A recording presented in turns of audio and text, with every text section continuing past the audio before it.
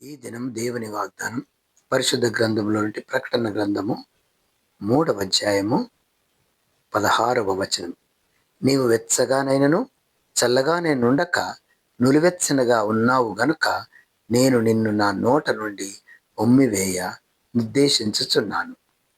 దీని మీనింగ్ ఏమిటి అంటే, దేవుడు నిన్ను ఈ లోకానికి పంపించింది ఆయన చిత్తము నెరవేర్చడానికి, మన చిత్తం నెరవేర్చడానికి కాదు. రక్షణ ఇచ్చేది ఆయన, మారుమనసు ఇచ్చేది ఆయన, బాప్తిసం ఇచ్చేది ఆయన, పరిశుద్ధమైన జీవితం ఇచ్చేది ఆయన, జీవ మరణములు యెహోవా వశమని రాయబడింది.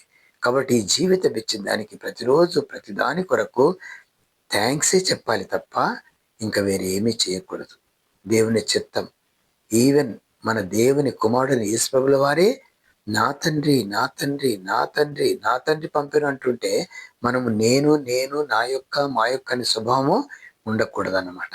కాబట్టి యోహాను సువార్త 17లో లాంగెస్ట్ పేర్ ఇన్ ద బైబిల్లో కూడా యేసుప్రభుల వారు తన తండ్రిని గణపరుస్తున్నాడు. కాబట్టి అలాగ మనం ఏమి చేసినా కూడా మన ద్వారా దేవునికి మహిమ రావాలి.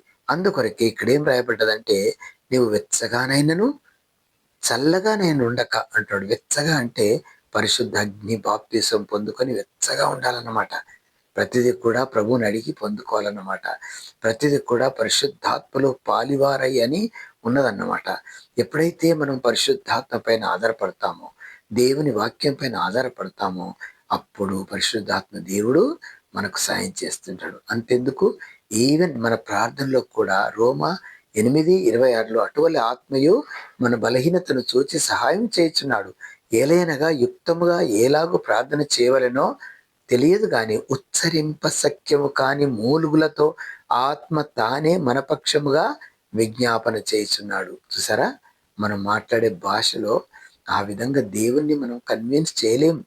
కానీ మన ప్రార్థనతో పాటు ప్రాణము, ఆత్మ, దేహముతో కలిసి పరిశుద్ధాత్మ దేవుడు చేసే ప్రార్థనకు జవాబు వస్తుంది, కానీ మన ప్రార్థనకు జవాబు రాదు. కాబట్టి నీవు వెచ్చగా అంటే పరిశుద్ధ అగ్ని బాప్తిసం పొందుకొని అలానన్నా ఉండు, లేకపోతే చల్లగానే నుండు. రక్షణ లేదు, మారు మనసు లేదు, బాప్తిజం లేదు. చల్లటి జీవితం అంటే చచ్చిన జీవితం అన్నమాట. చల్లని జీవితం అంటే రక్షణ లేని జీవితం అన్నమాట. అన్యులు ఉంటారు అలాగా. కాబట్టి మనము రక్షించబడ్డాం, మనము వెలుగు బిడ్డలం. ఆ చీకటి పనులు చేయకూడదు. కాబట్టి దేవుడు ఏం రాయించి పెట్టాడంటే, నీకు వెలుగు వచ్చి ఉన్నది, లెమ్ము తేజరిల్లుము అని కూడా అంటున్నాడు. వెలుగు అంటే యేసు ప్రభు, తేజరిల్లుము జ్ఞానం అంటే యేసు ప్రభు. కాబట్టి నువ్వు వెచ్చగానైనను చల్లగానైనను ఉండక, వెచ్చగా లేవు అంటే పరిశుద్ధ అగ్ని బాప్తిసము లేదు, తర్వాత రక్షించబడలేదు, నులివెచ్చని స్థితిలో లేవు. కాబట్టి ఏమంటున్నాడు, నులివెచ్చగా ఉన్నావు కనుక అది లేదు ఇది లేదు, చల్లగా లేవు వెచ్చగా లేవు, నులివెచ్చగా అంటే సగం సగం ఉన్నావు. కాబట్టి నా నోట నుండి ఉమ్మివేయ నిర్దేశించుతున్నాను.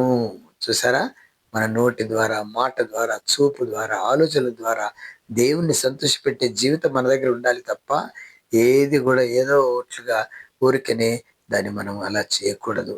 మాటలో కానీ ప్రవర్తనలో కానీ ఏది కూడా మనం ఊరికనే ఎడిపోతున్నాం అంటే, ఎక్కడ పోతున్నా ఇక్కడే పోతున్నా అంటావు, కానీ ఏమేమో చేసి వస్తూ ఉంటాం. అవన్నీ దేవుడు చూస్తూ ఉంటాడు. నువ్వు ఎక్కడెక్కడ తిరిగిందంతా కూడా పరిశుద్ధాత్మ దేవుడు చూస్తూ ఉంటాడు. కాబట్టి ఒకవేళ అటువంటి ఏమన్నా నీ దగ్గర నోటీస్ చేయబడితే నా నోట నుండి ఉమ్మివేయ నిర్దేశిస్తున్నాను. చూసారా, అటువంటి స్థితిలోనికి మనము రావద్దు. దేవుడి వాక్యం దీవించును గాక. ప్రేమ నమ్మకమైన తండ్రి, చదవబడిన వాక్యంలో నిగూఢమైన మర్మములు పరిశుద్ధాత్మ దేవుడు నా నోటిని బూరగా వాడుకొని మా ప్రియులకు కావాల్సిన ఆత్మీయ ఆహారంగా మార్చమని యేసు నామములో ప్రార్థించి వేడుకొనుచున్నాము తండ్రి. ఆమేన్.